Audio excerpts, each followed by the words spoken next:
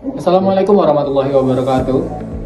Selamat datang teman-teman di vlog kali ini. Saya Satrio Setiawan dari Universitas Islam Negeri Juraisi Lampung, tepatnya di program studi Ekonomi Syariah Fakultas Ekonomi dan Bisnis Islam. Di sini saya akan memaparkan sedikit ataupun sharing ya teman-teman tentang apa sih itu media sosial dan bagaimana dampaknya terhadap perkembangan perekonomian.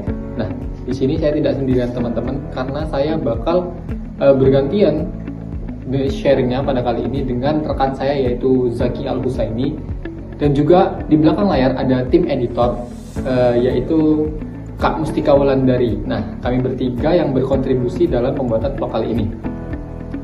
Yang pertama itu saya akan memaparkan tentang pengertian media sosial. Nah, media sosial itu adalah sebuah platform digital yang memungkinkan user ataupun penggunanya untuk berinteraksi, bertukar informasi, dan juga saling bisa berdiskusi di dalamnya. Nah, contoh media sosial itu adalah seperti TikTok, Instagram, Facebook, dan Twitter ataupun X. Nah, itu merupakan contoh-contoh dari media sosial teman-teman. Nah, biasanya kita menggunakan media sosial itu sejak dari bangun tidur hingga mau tidur lagi teman-teman, dan itu merupakan kebiasaan yang kita lakukan hampir setiap hari. Nah, jadi kita tidak mungkin terlepas dari yang namanya media sosial teman-teman.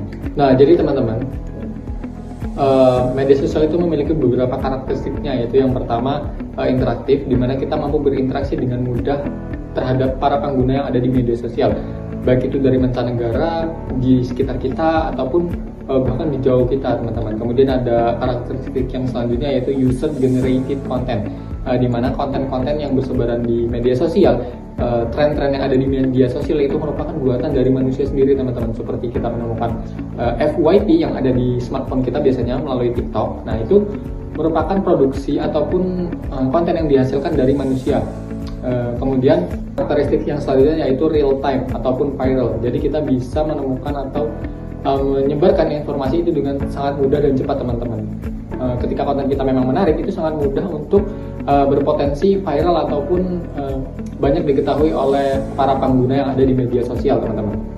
Kemudian ada komunitas dan jaringan. Nah, jadi kita bisa menjalin jaringan, kita menjalin komunitas terhadap semua orang tanpa terbatas adanya ruang dan waktu. Dan dimanapun dia, siapapun dia, kapanpun itu mampu berinteraksi dengan mudah ketika memang itu menggunakan sebuah platform yang sama teman-teman. Misal saya menggunakan TikTok, maka akan terhubung oleh seluruh user TikTok dimanapun ia berada.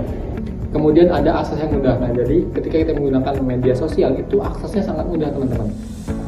Misalnya kita menggunakan Instagram, TikTok, ataupun Facebook, itu aksesnya sangat mudah selama kita masih terhubung dengan internet teman-teman. Ketika kita misalnya terhubung dengan internet, baik itu menggunakan kuota atau wifi, maka kita akan sangat mudah untuk berinteraksi teman-teman. Nah, jadi intinya adalah kita diharuskan untuk mempunyai kuota teman-teman jika kita menggunakan kuota internet ataupun kita terhubung dengan wifi, begitu teman-teman.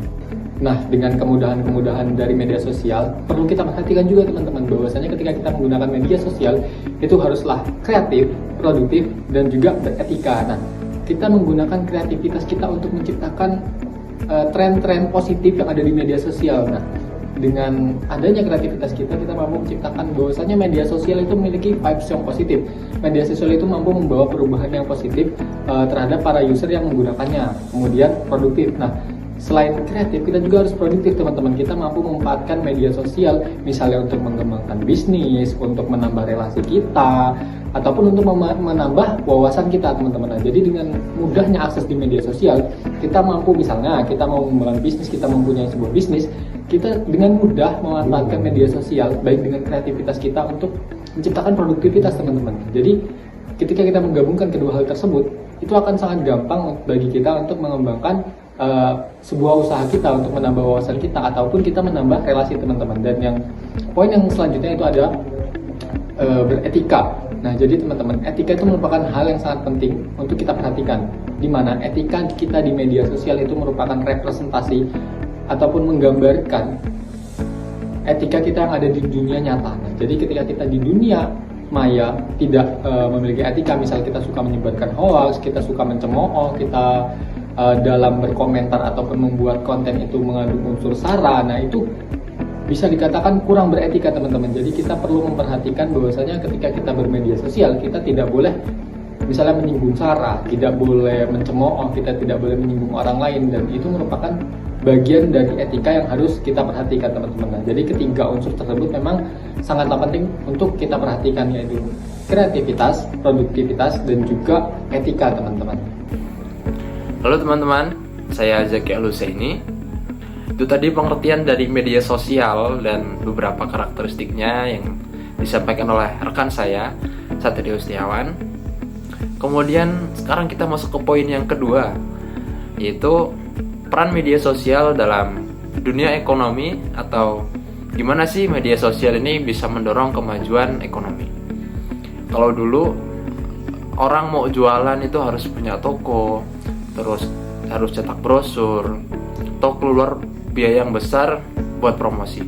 Sekarang caranya bisa jauh lebih mudah. Itu cukup kita bermodalkan smartphone, terus koneksi internet dan sedikit kreativitas, dan sekarang siapapun bisa usaha dari rumah. Banyak banget contoh nyata di sekitar kita. Ada penjual makanan yang viral karena kontennya lucu dan unik, lalu pengrajin tas yang dikenal lewat video proses pembuatannya, sampai influencer yang bantu memasarkan produk halal ke audiens yang lebih luas. Itu semua bukti kalau media sosial ini bisa jadi sarana yang efektif untuk menggerakkan ekonomi masyarakat. Dalam ekonomi syariah, perannya bahkan bisa lebih besar lagi.